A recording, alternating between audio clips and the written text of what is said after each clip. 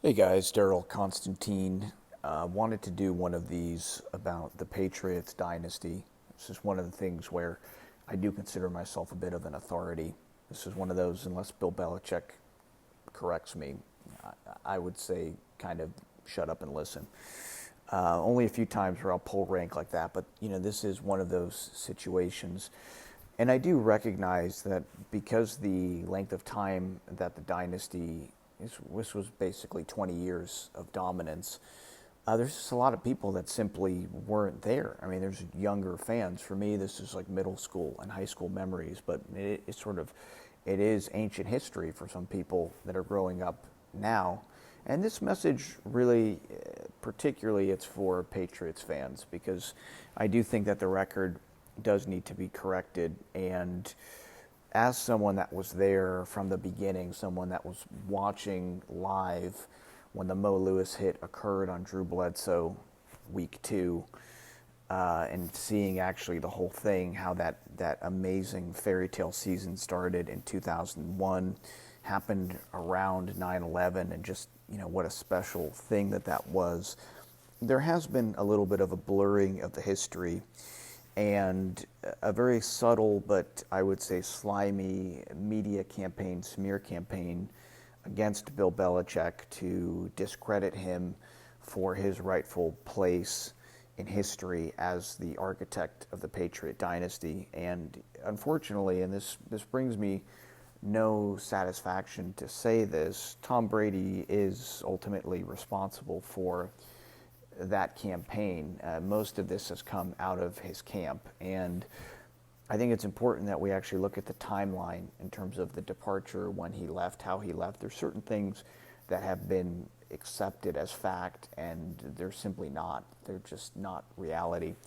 And it is unfortunate because the Tom Brady that was doing these things is a different Tom Brady than the young man that we drafted in the 6th round with the 199th pick.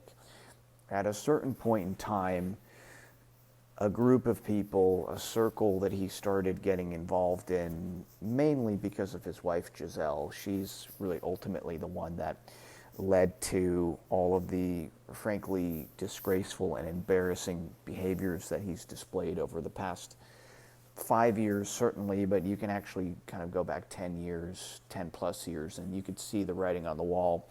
Now, we did a talk on this on another program. We talked about this a little bit. Now he's actually divorced Giselle, and his behavior seems to be a little bit more appropriate. But there has been sufficient damage done, and as far as I'm concerned, I don't think that Patriots fans should be quick to embrace him so quickly until he actually makes amends and actually makes counter statements to correct some of the things that he said.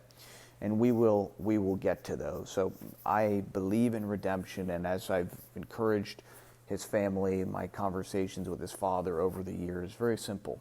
He was raised Catholic. That's his faith-based foundation. And that's really, I think, the source, a big source at least, along with God-given talent for his success, is that Catholic upbringing and that dedication to hard work that he has. And that's really what's served him, I think, so well over the course of his career. Not the magic snake oil that Alex Guerrero started feeding him at a certain point, not Giselle's witchcraft, which is blowing up in his face now. Certain things that I've been quietly watching over the years. Look at the FTX ad. Look at that ad, and it's very, very telling. Hey, Tom, take a look at this. She's sort of stamping it, that she wants it to be very clear that this was her idea. And then you see Tom, and he goes, oh, yeah, this is great. This is going to be big. Let's call everyone. Let's call all of our friends, and let's get them involved in this pyramid scheme, this Ponzi scheme. And now he's facing real consequences for that. There are real consequences that come from when you repay evil for good, right? When you go against specifically the people that made you who you are, there are consequences. And Robert Kraft has shown himself to be a person of relatively low character and integrity. He's done some things very disgraceful. Obviously, the incident in the offseason, that's one example, but other things when you have guys like Shady McCoy who come out and talk about Robert Kraft basically making fun of Coach Belichick to a mouthy player who's never been a part of the organization. And this coming out, it shows the lack of integrity and the lack of appreciation, and it's building around this highly pressurized situation that Coach Belichick is having to deal with and juggle over the past 3 years. And that'll be kind of my closing statement, is to direct Patriots fans to be supportive of the team rather than to continue perpetuating and getting involved in things that actually undermine Coach Belichick's ability to maintain the type of winning culture and to maintain the type of integrity that is really the thing that created not only the dynasty, but really created Tom Brady, gave him that kind of perfect scenario for him to be successful and to blossom into the iconic legend that he is now, and the player that without question has the greatest career in professional football history. And we'll examine that, and we'll go into where we are right now. And I think probably a good starting point is to educate people, because now we have this question where Tom Brady leaves, he goes to a very talented team and wins the Super Bowl in his first season there. And that is absolutely an incredible accomplishment. I didn't think that was the right decision for him. I still don't think it was the right decision for him. But nevertheless, what he achieved there in that scenario is very impressive. But the idea comes along with that somehow proves that he was the reason all along why the Patriots had that success, why they won the 6 Super Bowls. And it becomes 7 is more than 6. But a little bit of a history lesson, right? Bill Belichick actually has 8 rings. That's the name of his boat. And those first 2 rings, we forget, those came with the Giants. And that Giants team that won 2 Super Bowls, and this was a team that stopped the 49ers. They beat the 49ers with Joe Montana 49-3, stopped the Buffalo Bills offense. That team, they had a very good running game. The passing attack was nothing special.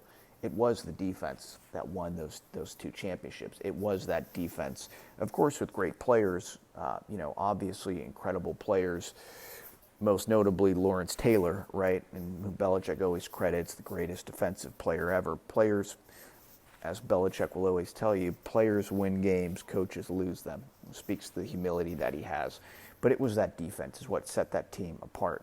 So if we're not giving him credit for that because he was the assistant coach, I think we then also have to, if we're attaching weights to the rings, we have to look at how much weight we want to give Tom Brady's ring that he gets in that first season, a season where he throws a whopping 18 touchdown passes to 12 interceptions.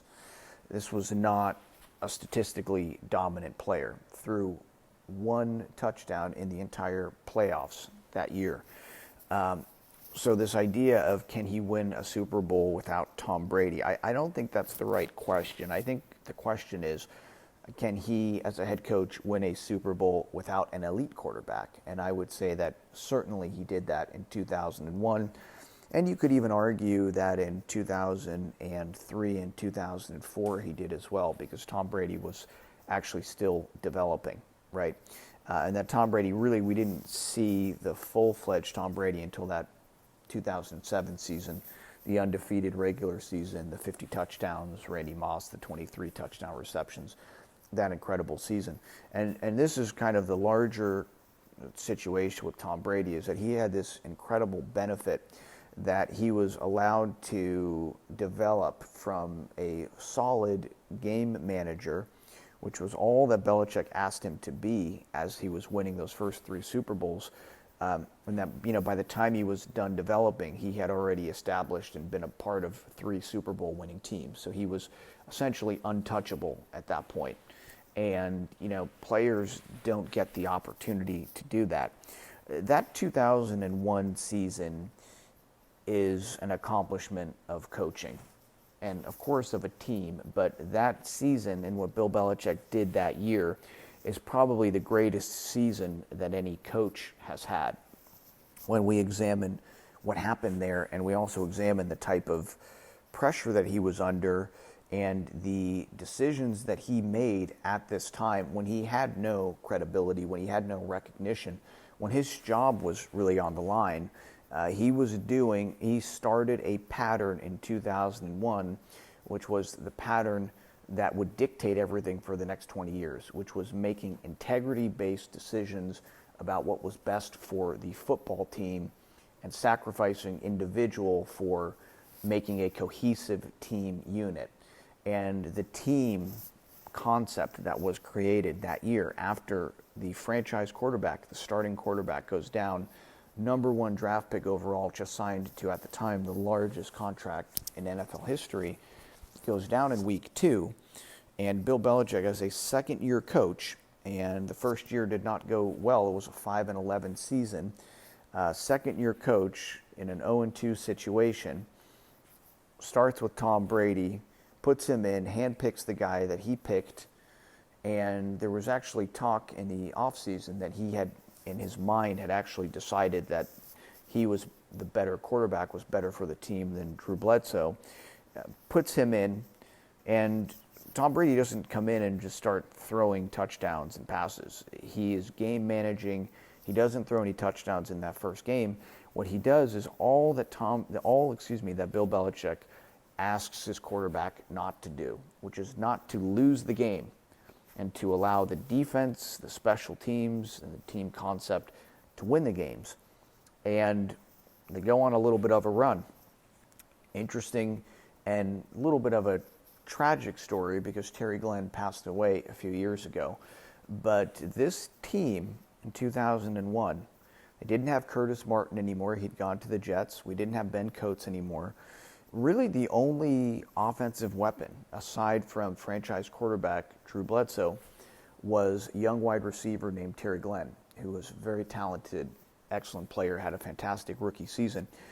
He had been suspended for substance abuse in the offseason, and I believe it was a 4-game suspension, and he came back, and this was when the team was struggling just to get back to 500, and immediately has an impact, and in the first game I caught a bunch of balls and had a huge game. And this was a team that was struggling just to stay at 500, and this is a coach who, if this season doesn't go well, he's probably actually going to get fired. And Terry Glenn did some violation immediately after coming back, and Bill Belichick cuts him immediately, right after having a big impact immediately coming back one game. He cuts him, and I remember being, we're in high school or middle school, and we were really just, this is really upsetting. We couldn't understand it.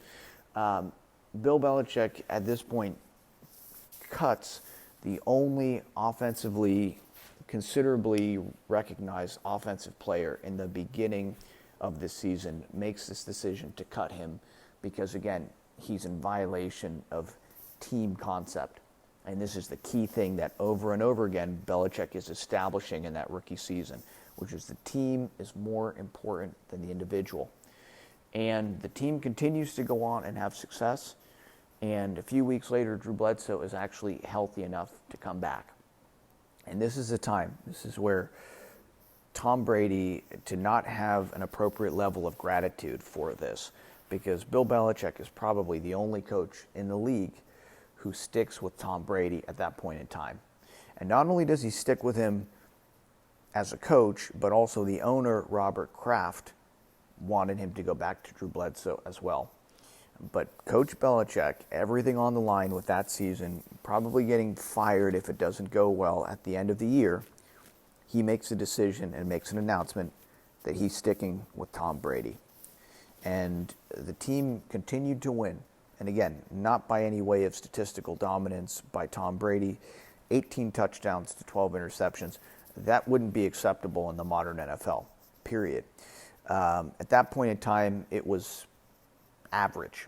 It was average to low end. But the team continued to win, and they ended up the season going 11-5, 11-3 with Brady as the starter. And also, and I hate doing this because I feel like I'm having to discredit Tom Brady, and I don't want to do that. Tom Brady was kind of this magic piece of the puzzle, and the symphony all seemed to come around together. It was a kind of a divine thing that happened. But this first season, we have to recognize that he was really the ultimate exclamation point of the clinic as a coach and manager that Bill Belichick was putting on, and that concept of team first. And then the second time that year, the second time in the AFC Championship, Tom Brady admittedly is overwhelmed in this game. He gets a little bit hurt, and he's shaken, and he maybe wasn't too injured to go back out, but Belichick sensed it. He put Drew Bledsoe back in. Bledsoe throws a nice touchdown. In the story of that year, it looks like this really nice thing, and it is. It is very nice that Bledsoe got to come in and contribute, but he didn't play great watching that game. We still saw some of the issues that were there with him. Just not getting the ball out quickly enough was really the biggest issue with him. But at that time, winning that game and then going to the Super Bowl, the sense, again, around the fan base, Robert Kraft, everyone was, okay, now look at how beautiful this worked out. Now it's time to go back with Drew Bledsoe. And once again, Bill Belichick, standing on an island, says, no, I'm sticking with Tom Brady. They win that Super Bowl. They win it on that late field goal, and Tom Brady does not have an incredible game, does not have a great game. The offense basically stalls. It's the defense that stonewalls the greatest show on turf, Rams, 14-0 going into the fourth quarter. That's the story of that game. A bad decision at the goal line gives the ball to the Rams. They get life. They tie the game back up. And, Tom Brady orchestrates a nice drive to get the team into field goal position at a time when most people wouldn't have trusted a young quarterback to do that. And that's great. And he gets to be the iconic figure of that Super Bowl. But let's put that in appropriate historical context. When we say things like, Bill Belichick was riding Tom Brady's coattails. So let's examine how it actually started. That's how it started. That's the story of the 2001 team. And that's the culture that Bill Belichick was building, which was team first, period. And he looked at somebody like Tom Brady and said, this guy might not be the most talented guy, but he's humble and he's coachable. And that's actually the type of player that Bill Belichick wanted. That's the type of player that first franchise, the first dynasty, the first 3 Super Bowl rings, that those were the type of players that defined that team. It was a selflessness. And, to Brady's credit, when I talk about him not being elite at that time, let's also put it in perspective. He's not throwing to the same guys that Peyton Manning is throwing to. He's not throwing to Marvin Harrison. He's throwing to David Patton. He's throwing to team players. But that's what that team was about. So we go through that. We get through that period, and we've got 3 Super Bowls in the first 4 years. They missed the playoffs the second season. They go 9-7. It's a 3-way tie in the AFC East. The only 2 times that they missed the playoffs was when it was a 3-way tie in the AFC East. And then the following 2 years, they brought in Corey Dillon, and he was one of the best rushers at the time. And they had 2 14-2 seasons.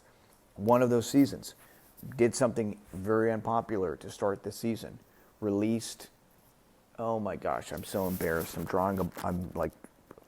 brain is, what was his name? Oh my gosh, I'm so embarrassed. How can I not remember the name? Wow. This is a brain freeze. It must be because I'm nervous. I'll remember it later, but they released one of the core defensive players, a safety, and just released him because of contract. And Belichick was establishing the principle that, we didn't overpay for people, and that to be a part of the organization, he wanted guys that were there primarily to win. And I'm looking this up because this is making me so angry that I'm not remembering this. Patriots release 2004 goes to the Bills. Oh my God! As soon as I find it, I'm gonna. Yeah, but it was a situation where they didn't want to pay above market, And this was one of the things that was established, was that to be on the Patriots, it was, winning first. And if you wanted to be the highest paid player in your position, this wasn't going to be the franchise for you. But if you wanted to go somewhere and if you wanted to put winning first, then you could come in. And this set that foundation and started the season, lost, were blown out, were shut out by the Bills in that opening game. And the player whose name, and this is like making me so angry that I'm just brain freezing on this, the team that he went to was the Bills, and they blew them out to start the season with Drew Bledsoe as their quarterback. And everybody, once again, freaking out. This is a pattern where, Bill Belichick makes decisions that in the moment are not necessarily in that immediate moment the best thing for winning the next week's game. But he's, again, prioritizing integrity, and over time, that's what set the tempo, and that's what defined the success of the Patriots dynasty. By the end of the season, the team ends up 14-2, and the last game of the season, they shut out the Buffalo Bills. Lawyer Malloy, that was his name. They shut out Lawyer Malloy, and then they go on and they win another Super Bowl, another great game against the Carolina Panthers. And then the following year, they win the third Super Bowl against the Philadelphia Eagles. So that concludes that first cycle. And this was a time where Tom Brady was developing. And then after that, he has the breakout year in 2007. Because in 2006, we blew a lead against Peyton Manning's Colts in the conference championship, and they went on and won their Super Bowl against Rex Grossman and the Chicago Bears. And they did come back, and they added Randy Moss in the offseason, as well as Dante Stallworth and Wes Welker. And Wes Welker and Randy Moss turned out to be really the two big difference makers. But actually what happened after that is kind of interesting, because after winning the 3 Super Bowls, not necessarily incredibly high-flying offense, but Tom Brady comes forward, and now he is an elite quarterback. But the team has an incredible run of bad luck. And there's this 10-year period when, even though they're consistently winning the AFC East, consistently in the AFC Championship, in those last game, it's ending in heartbreaking fashion. Obviously, the 2 losses to the Giants being the most iconic examples of those. There's the divisional game that they blew against the mouthy Jets, and the AFC Championship game, as I said, against Peyton Manning and the Colts. But during this time, the team is actually almost has this kind of cursed feeling to them. And I guess we should address during this time also, this is Spygate comes out in 2007. Eric Mangini goes to the Jets, and he regrets this decision to this day. And I think this is an important topic to discuss also, because this is part of where the notion of Bill Belichick as a villain comes into play. And I would encourage anybody to watch the 60 Minutes interview that he gave, which I think is very telling and it's very transparent. Bill Belichick outlines that they were reading in the rule book that things could not be recorded during the course of the game. And they felt that by recording during practices, they were not in violation of that rule. And this is what Bill Belichick has consistently done. He's looked at the rule book and looked for places where, there was opportunity. And rules have been changed. In one of the games against the Colts that Tom Brady won, we shut down that high-flying Colts offense by just shaking down the wide receivers at the start of the route. And Manning threw, I believe, 3 interceptions. He might have thrown 5 interceptions in that game. And these were the kind of things. And then later against the Ravens in the divisional round, using the linemen in the passing attack. So creative, looking at the playbook, not doing things in a dishonest way, but looking at what's there. And the impact that this had on those games, that's been largely overstated. But again, I would encourage people to actually look at Bill Belichick, how he responded to it. And this was not some evil, nefarious thing. This was something that he was doing as they thought to be in the context of the rules, and they were corrected on it. And, he accepted that punishment. Since that time, the team was actually more successful. They actually had a higher winning percentage. And, this was the first 4 or 5 years that we're talking about. And then 15 years of success later, another 3 Super Bowls. So that notion that was a big factor, that needs to be dispelled. But most importantly, the integrity of Bill Belichick that's been attacked. It gets always sourced back to that. So anyways, the team goes through this dry spell where they're just really agonizingly close, but just not able to get that 4th Super Bowl ring. And that 4th Super Bowl ring is really important because this is the one that puts Tom Brady with Joe Montana and, would put him as the quote-unquote the greatest of all time. And it was kind of that one that we really wanted to put us there. And, this now I'm going to point to another time where Bill Belichick did Tom Brady a very, very big solid. But before we do that, I'm going to go into something that's used to criticize him, which is that in 2014 in the 2nd round, he drafted Jimmy Garoppolo. Tom Brady was 35, 36 at the time. And this is where the notion he's trying to push him out comes in. Again, not true. Not true. Simply drafting a quarterback that he felt was good in that position to put in a backup role, which is an appropriate thing to have when you have an aging quarterback.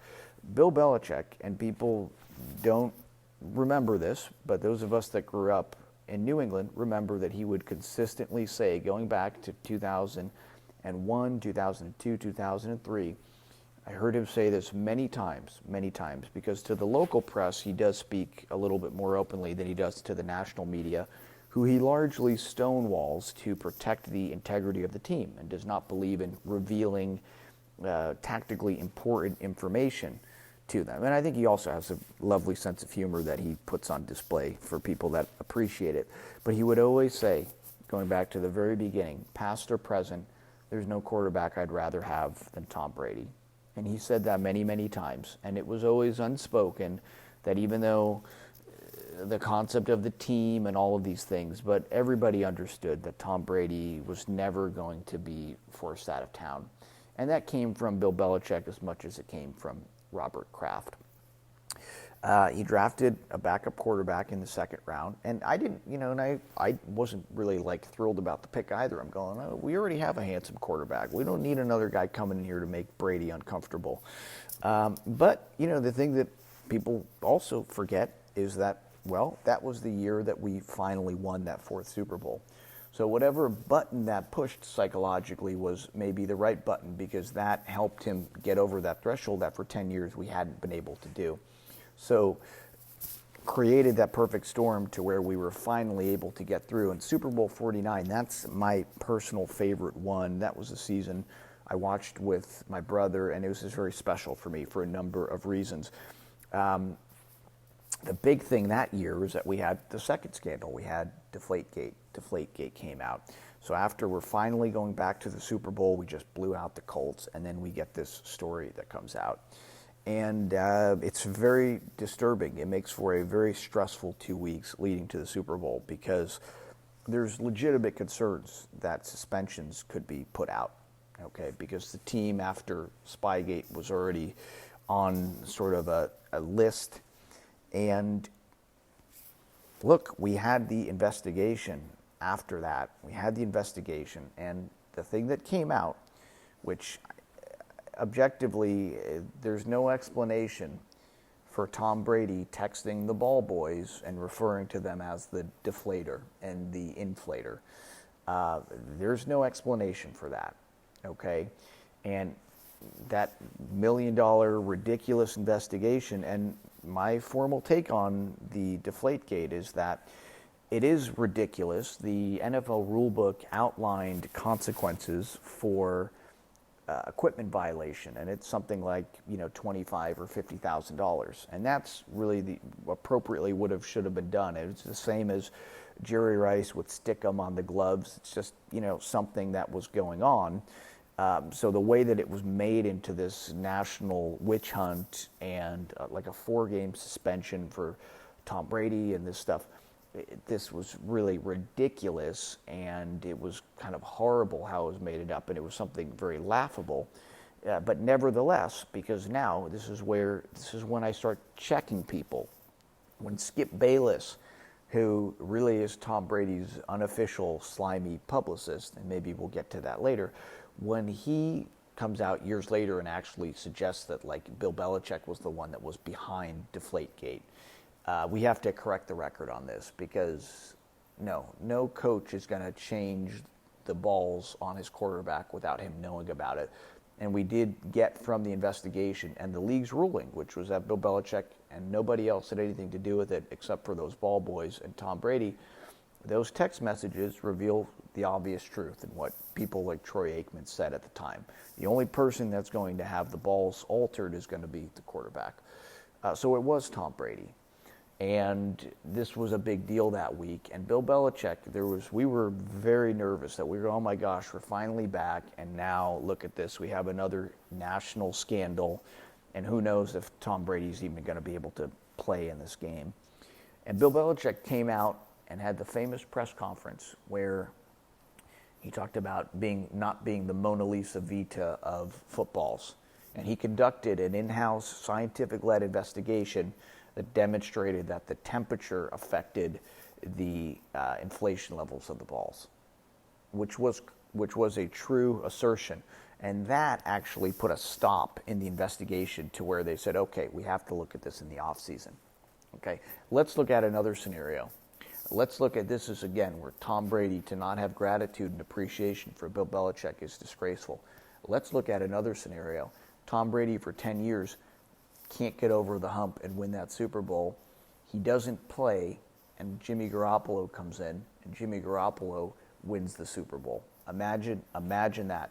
And probably less likely that would have happened, but not impossible, because when Garoppolo came in and played the following year or 2 years later in suspension, he looked incredible in that offense. So let's look at that scenario. That's another time where Bill Belichick came in and saved Tom Brady's legacy in a big way. And when I hear Skip Bayless suggesting actually the opposite of that, this is where we have to correct these things. And now we come to the breakup, and we come to the things leading up to that, and the reality, which is that this arc of Deflategate played out over the following 2 seasons. The next year, the suspension was delayed out to the following year, and the team goes close, loses a nail-biter on a 2-point conversion to the Broncos. Peyton Manning gets his swan song Super Bowl win over the Panthers. The following year, the suspension, after multiple appeals, the league is allowed to put up their 4-game suspension, and Tom Brady accepts it, comes back in, the team goes. And then we also have, parallel to this is the year that Make America Great Again comes out. And Trump is actively signaling that he likes the Patriots, that he's friends with Tom Brady, friends with Bill Belichick, friends with Robert Kraft. And he was. He was a mentor to Tom Brady as a young man. And this is another thing. I'm not a huge Donald Trump person, but something happened where there was a hat in his locker room, and very clearly what happened is that Giselle, who is a Hollywood progressive, she freaked out when she saw this connection, and she made it very clear that no, Tom Brady didn't support Donald Trump. And there was this awkward thing that continued on through that year, Trump coming out and saying that Tom Brady texted him, and Giselle saying like no, he didn't, and then Brady not going to the White House, and then the same day Giselle's going out and protesting. So this was the beginning of her dominance over Tom becoming something that was impacting what was playing out over his career, because now it was being linked to Donald Trump is what was happening, and this was where she was really blowing up over it. This culminates in the 28-3 Super Bowl comeback victory, which happens right after the election.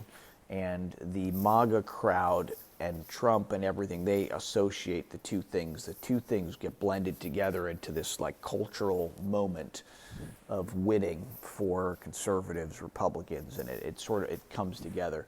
And Giselle, her head just explodes. And this is where when you start looking at the timelines, you hear these stories that come out unrefuted, where she drags him to Robert Kraft's house and yells at Bill Belichick in front of Robert Kraft and actually like demands a trade. And this is where we start hearing about, this quote unquote rift. And then the other thing that happens, the TB12 thing, right? This TB12 thing comes in along with Giselle, Alex Guerrero, snake oil salesman, Ponzi scheme salesman. Same thing that he gets into in FTX with, this is the same kind of thing. And these organizations, the way that they operate is they're parasitic in nature. And I had observed this, that Tom Brady had gotten roped into this cult. And this was something I told his father early on, because I see him, he's putting out videos and he's getting like 155 views, and he's like promoting vitamins for Alex Guerrero. And like this is like becoming his whole thing. And I'm saying, okay, he doesn't need a second job as an MLM salesman. He's doing fine as, a quarterback of the Patriots, being like considered the greatest quarterback of all time. He doesn't need all of these other things. And of course he did. That's not the reason why Fox hired him for 10 years at $375 million. I have another theory about why they did that, which we'll get to at the end. But he starts getting involved in all of these silly, goofy things, and it creates a friction point with the Patriot Way, because Patriot Way is based on honesty and integrity. And there was a point where Alex Guerrero and TB12 starts actually overstepping their bounds, and we get stories about them actually disrespecting and saying that what the team's trainers were telling other players wasn't correct. And one of the things that happened was Rob Gronkowski, who's he's shown himself to be a low character, low integrity person. He gets brought into the TB12 cult, and they start working together to undermine Coach Belichick at the guidance and the leadership of Giselle, because she recognizes that Bill Belichick sort of puts a little bit of a shield around all of those players with the integrity that he imposes on that franchise. And he has to be moved. He has to be separated from Bill Belichick for her to be able to fully prostitute him out on the various things that we saw him doing over the past few years, and that the media still hasn't really fully caught wind of. Buying Bored Ape NFTs for $450,000, like these types of embarrassing things. The clothing line, the $105 Kmart sweaters that say Brady on it, all of these things, and then just the social media, like he's a 13-year-old attention-starved girl. If you're looking at this stuff, it's sometimes people have to develop the ability to discern things, and they recognize the media might be telling you everything is going one way, but just look at this. Is this respectable behavior for a grown adult? And the answer is no. But all of this comes to a head eventually when Tom Brady leaves. He goes to the Tampa Bay Buccaneers. And I always say, as much as I disagree with that decision, he certainly has the right to make that decision. Where I step in is when we get the counter narrative fed through people like Skip Bayless that Belichick pushed him out of town. This needs to be corrected, because it's not true. First off, we have Robert Kraft himself, however much money this will take, let us know. Tom Brady wouldn't do it. Tom Brady wouldn't do it. We have other things more important to that go actually prior to that. Written into that last year, he wrote in a clause that he couldn't be franchise tagged. For those of you that don't know what the franchise tag is, it means that a team can retain any player under a franchise tag, and he will make the same as an average of the top 5 players at his position on a year-to-year basis. And the notion is that, Bill Belichick didn't want to pay Tom Brady or wouldn't pay him. And this is not true. Tom Brady received an appropriate wage across the way for his career, perhaps never went over and above on that. But the other side of it is that if he demands a huge contract when he's developing in those first few years, the team doesn't win those 3 Super Bowls. So it was a business decision along the way to partner with the team and maybe not gouge from a monetary perspective. And this was, the winning culture.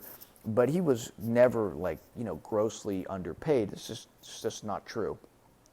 Towards the end, there was one year where he did reduce it a little bit, and they got that 6th ring. So there was something where he took maybe a little bit less, and the hope was that they would keep Wes Welker. They didn't. That maybe one point where you could look at that year and say that maybe didn't play out so well. And that year, Peyton Manning breaks the touchdown record with Wes Welker on his team. But again, Julian Edelman fills that role and actually proves to be a better player, is a clutch player, makes the plays in the playoffs, and becomes really the heart and soul of that second dynasty. Even though Brady remains the icon, it was really Edelman's heart that was really the heart of that team. And he ended up filling that role as a slot receiver, and in the playoffs, again, going above and beyond. But, so first off, he's not pushed out. He's told that he has a blank check to stay.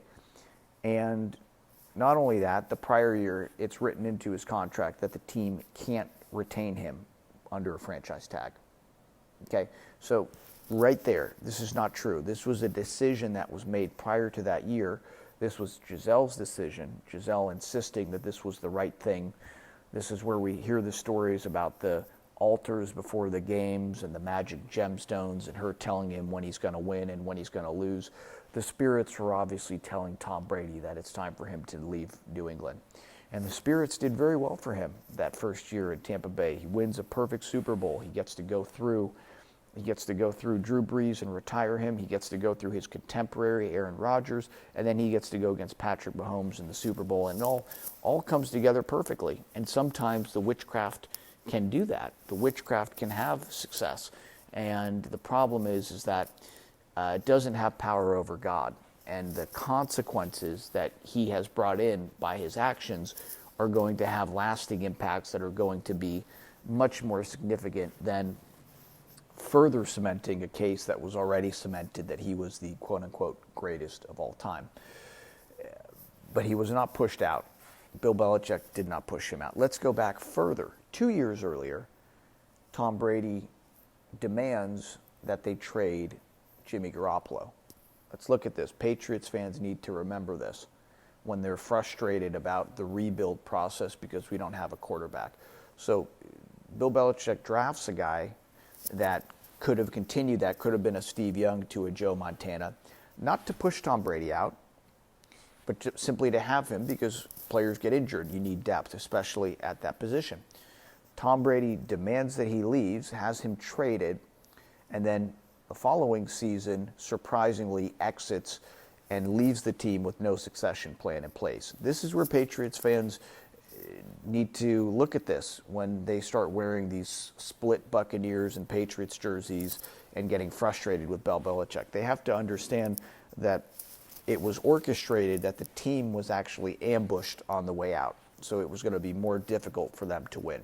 Didn't just leave to put himself in a successful position, but actively undermined the integrity, the culture of that team, as well as the potential succession plan at quarterback, which could have occurred. And I think certainly that he deserved to the franchise. He deserved to leave with them with integrity, which I maintain that he did not. I think the only parallel is Wayne Gretzky leaving the Edmonton Oilers and his crocodile tears at that press conference. That's the only but it's worse than that. It's worse than that because there's this very concerted media campaign that comes out after that to immediately start criticizing Bill Belichick and to say, never from Tom Brady's own lips, but to say that, Bill Belichick was mean and this was why he wanted to leave, and planting the seeds as the team goes through a first losing season, the team going 7-9, a team that was very tough and very well coached, but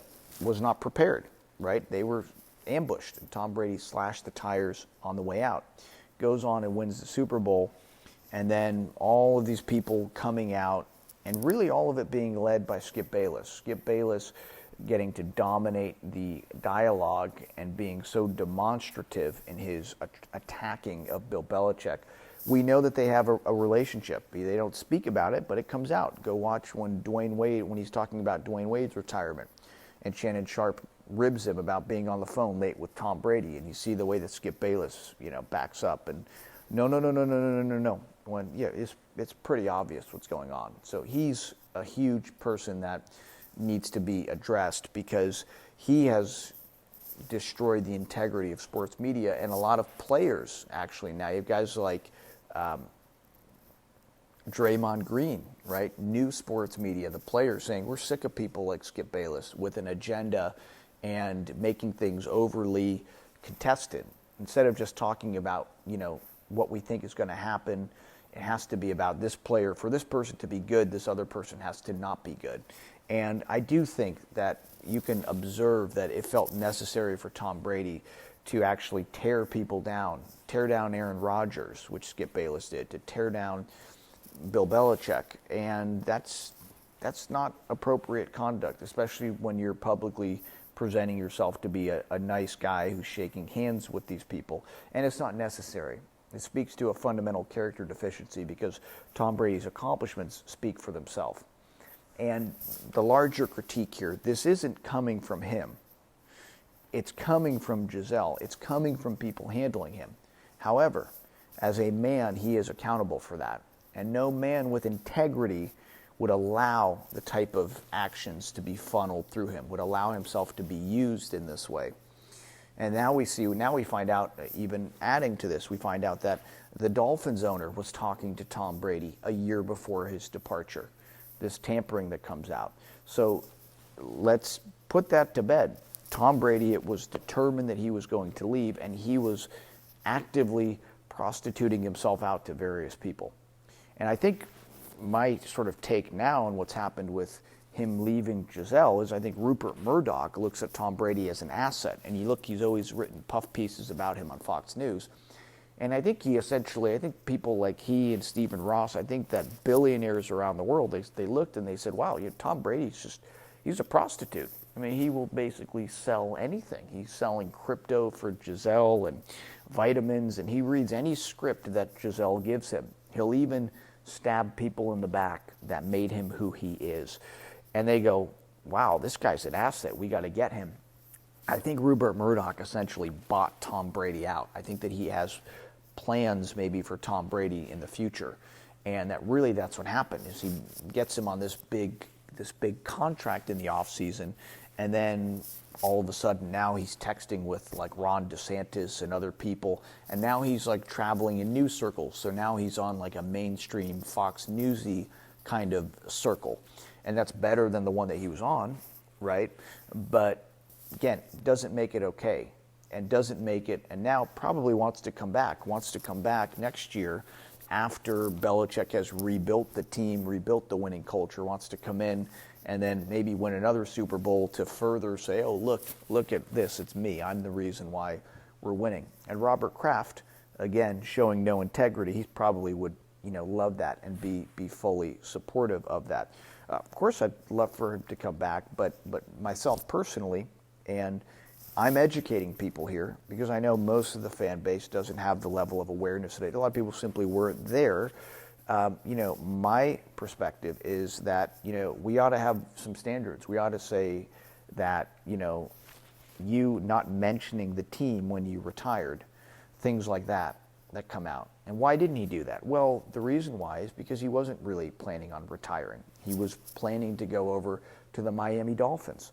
And the reason why Gisele wanted him with the Dolphins, and I'm speculating here, but I would certainly, based on everything else, I would be inclined to think that she was the one that was steering him into those conversations, is because it was a vindictive streak, because that's her division rival. And so much of his actions that she's been driving about him has been to actually embarrass the Patriots organization, to embarrass Bill Belichick in a spiteful manner, to really erase that and to make it that it's all just about Tom Brady, and to erase the history about that team and specifically Bill Belichick, because he was the one that was, again, as I said, protecting him. That was a presence of integrity. So he's the one that needs to be removed. It's not Robert Kraft. Robert Kraft is just another billionaire. We see that. He doesn't have integrity. It's that Bill Belichick integrity that created the team, and that was the thing that needed to be removed to allow Tom Brady to blossom into this beautiful, vapid, narcissistic windbag that he's become now, that's just reading whatever script he's given. So in order for that to happen, that needed to be separated. And that's a very wicked thing. that Giselle did. And to lead to the downfall of a man is a very wicked thing. But Tom Brady is accountable ultimately. And as I encouraged his father in the past, I believe in redemption, but he has to actually go through that process. He needs to go to his priest. He needs to confess. He needs to actually get himself back in communion. And, far be it from me to enter into that discussion, because that's a private conversation that you have with the priest. But I don't think that conversation has occurred, because I haven't seen him coming forward and making the types of correcting statements, correcting things that he said during the documentary that he put out, framing the Patriots dynasty through the TB12 lens, right? Again, would have been interesting, since we have this new Tom Brady, this now transparent Tom Brady who speaks his mind. Might have been interesting to hear him actually talk about the text messages that were sent during Deflategate. But we don't hear that. We hear more of just the flowery rebranding of the accomplishments through the lens of him, and away from Bill Belichick, coming out, making some snide comments during that about the culture inside of the Patriots organization. Same thing, by the way, when he did the Tom Brady versus Time series a few years later. This was another big indication. Still with the Patriots, but he does a whole episode about spirituality. Never once mentions God. It's all this hippy-dippy, flowery, Giselle witchcraft spirituality. There's a scene where he's talking to Julian Edelman, and they're trying to get him to do the TB12 thing. And he says, you know what, that's cool, I'm okay with that, but I'm going to just keep doing my thing. And then they immediately, the next cut is, Julian Edelman gets injured, implying that the reason why he got injured is because he's not getting his arm jerked off by Alex Guerrero. People don't look at the track record, and Tom Brady's had a lot of success health-wise over his career, but Rob Gronkowski, his health did not improve when he started going with Alex Guerrero. He was able to come back 2 seasons ago, and he was, productive, but his injuries actually got worse, and his production went down. And skipping training camp, these types of things, these things together, I knew at the time, Giselle's making him stay home. She's unionizing Guerrero's clique of Tom Brady and Gronkowski. She's unionizing them essentially against Bill Belichick. Antonio Brown comes to town, and immediately, another thing people overlooked, he posts 2 cartoons, and they're making fun of the Patriot way. And this was, something that came out. But what people forgot is that it was the same cartoonist that was doing Tom Brady's cartoons of the TB Times that he put out. And they were these little snide cartoons that would make fun of opposing teams in a very light, fun way after winning, after games. And this was a thing where, Bill Belichick, clearly this is not something that he would condone or that he would not like. But it was allowed. And over time, Tom Brady was doing things that were creating friction. And they were poking that situation to demonstrate that, that there was some hypocrisy, because Bill Belichick did allow Tom Brady his space. He tried to insulate the team from it. But the people behind Brady were driving him towards a conflict and driving towards a separation so that they could take him to where he is now, to where he's just now spinning in stories.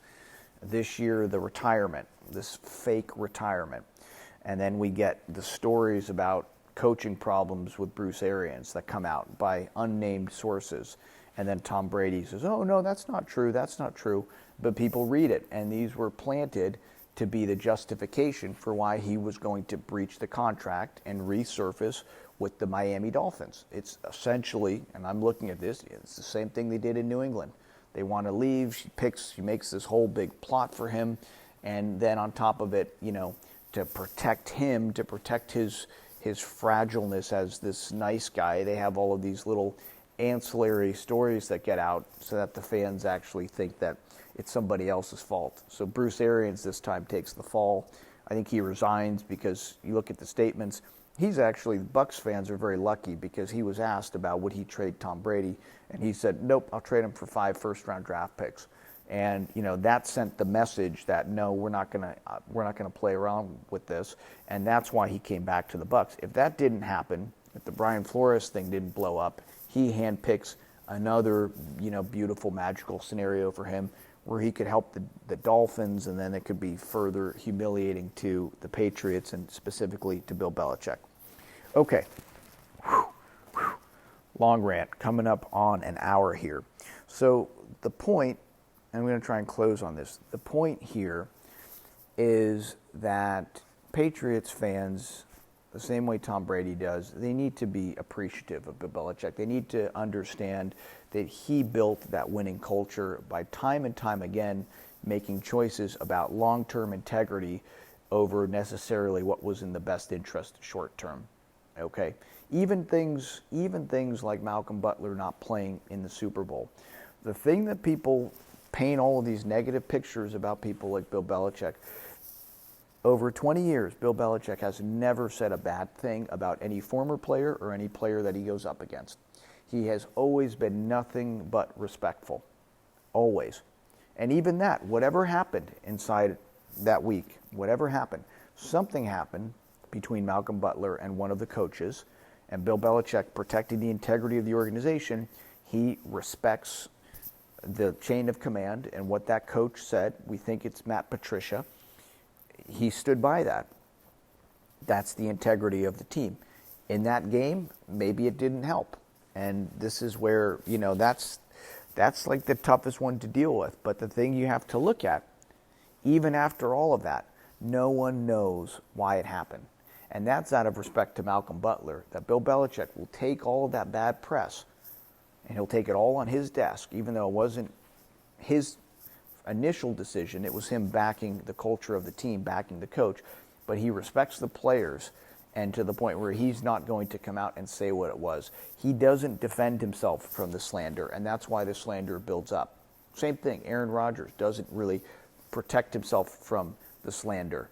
The irony is that the people that are obsessed with being liked by the media, that are playing all of the games, they're the ones that get painted as the ones that, don't care, and then the other people get all of these negative things attached to them. It's very similar to how things sometimes work in political media.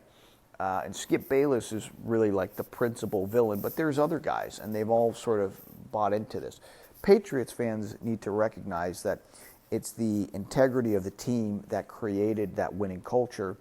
And they have to understand that it was other people running Tom Brady that took him out of town. It wasn't Bill Belichick. And they need to stop feeding into the negativity, because that negativity undermines the structure, undermines Bill Belichick's ability to keep the winning culture in place. A few years ago, we had to reach in the offseason. We had to pay, which is not something that we've wanted to do in the past, but overpaid in some places to bring in players that could help put that infrastructure during the rebuild. And the more criticism, the more that you put into that criticism, the harder, because now New England is like the last place that people want to sign, because now it's become like a public thing to spit on the Patriots, to spit on Bill Belichick, and to say, oh, it was all Tom Brady, and look at them now, they can't win without him. It's this mean, horrible place that nobody likes to play. So look at the pressure that's going on there, and understanding the history that over 20 years, Bill Belichick consistently did things like this year, not naming an offensive coordinator, even though the media begged him to. And time again, the winning played out.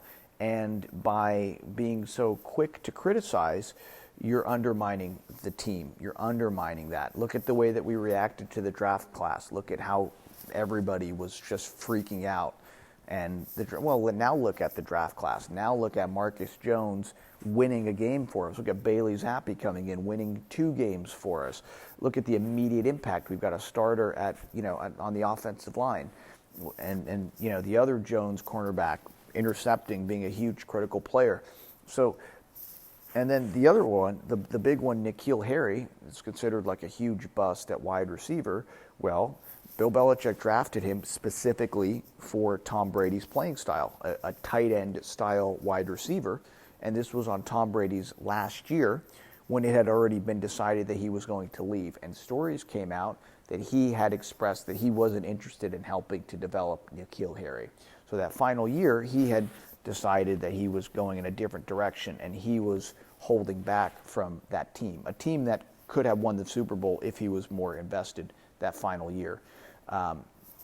Antonio Brown, again, coming in and leading him to do things that antagonized the team out of the gate. And then the following year, he's Mr. Kumbaya, bringing him to Tampa Bay. So you look at that, you look at if that level of cooperation had been in place with that Patriots team. So it is appropriate to actually look at that final season and to say that Brady was already planting knives and was already on his way out the door and was behaving in a very shady manner. And looking at really how that last season could have played out. And this now, Antonio Brown, when he releases the cartoons, this is where it's like a little bit of a hidden message. And, because the cartoons were something that Brady was playing him with during that time. So I look at this and I immediately know what's going on. And Gisele's now playing him as a proxy against Tom Brady. And Tom Brady wisely stepped away from her. But this is because now he has other people handling him. Now he has other people there. Okay, so in closing, in Bill we trust, and whatever happens, we should be appreciative and recognize that 20 years of dominance, does not mean that the first time that the team isn't in the Super Bowl, we start disrespecting the people that put us there. We are going through a period right now. And some of these have been very tough. I mean, it's been some of these games. I've been using the analogy. It's like the old man in the sea. I'm watching the coach go out, everything against him, and he's just battling, and like the game against the Buccaneers, and then hitting the post on the way down. Continue to support the team. Continue to let Bill do what he does, and recognize that he doesn't have to prove anything to anybody. He's got 8 Super Bowl rings, as opposed to Brady's 7. And furthermore, he's probably staying around because he wants to make sure, not necessarily, of course he wants to win, but I think he feels a priority to actually leave the team in a winning culture when he does retire.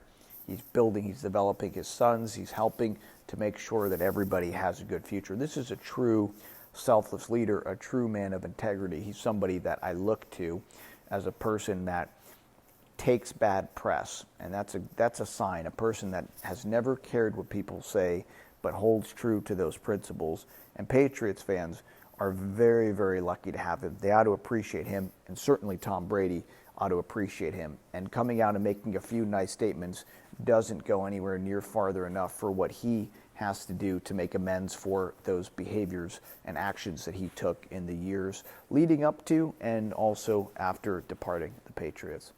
Okay, we're at an hour and 3 minutes.